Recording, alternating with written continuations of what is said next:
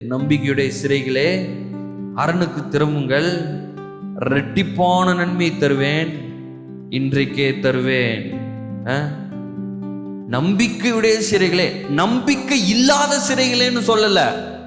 உங்களை எப்படி சொல்றாரு? நம்புகிறவர்களே, தேவனை நம்புகிறவர்களே. உங்களுக்கு என்ன நடக்க போகுது? இன்னைக்கு நீங்க வந்திருக்கீங்க, நம்பிக்கையோட வந்திருக்கீங்க, ஏதோ ஒரு காரியத்தை நம்பிட்டு இருக்கீங்க, ஏதோ ஒரு காரியத்துக்கு ஜோம் பண்றீங்க. வேலையா இருக்கலாம், பெருக்கமா இருக்கலாம், இல்ல கல்யாணமா இருக்கலாம், இல்ல குழந்தையா இருக்கலாம், என்னவா வேணா இருக்கலாம், பொருளாதாரமா இருக்கலாம்.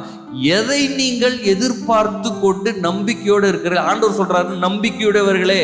உங்களை பார்த்து சொல்றாரு, ரெட்டிப்பான நன்மை தருவேன், இன்றைக்கே தருவேன். எல்லாரும் சொல்லுமா, ரெட்டிப்பான நன்மை இன்றைக்கே, ரெட்டிப்பான நன்மை இன்றைக்கே.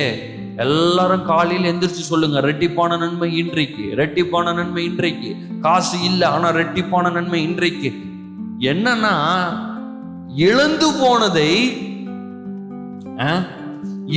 போனதை அப்படியே எனக்கு கொடுத்தா கூட போதும். ஸ்தோத்திரம், கோடி நன்றி ஆண்டவரே. நம்மளாம் நிறைய காசை இழந்திருக்கிறோம்.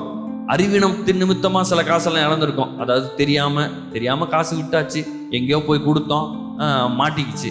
சில நேரங்கள்ல ஏமாத்திட்டு போயிட்டாங்க, நம்மள காசை வாங்கிட்டு கொடுக்க மாட்டானுங்க, ஏமாத்திட்டு போயிட்டாங்க. அப்ப என்ன பண்றது? ஆண்டவர் சொல்றாரு, நீ இழந்து போன எல்லாவற்றையும் திருப்ப கொடுப்பேன், ரெட்டிப்பாக கொடுப்பேன்.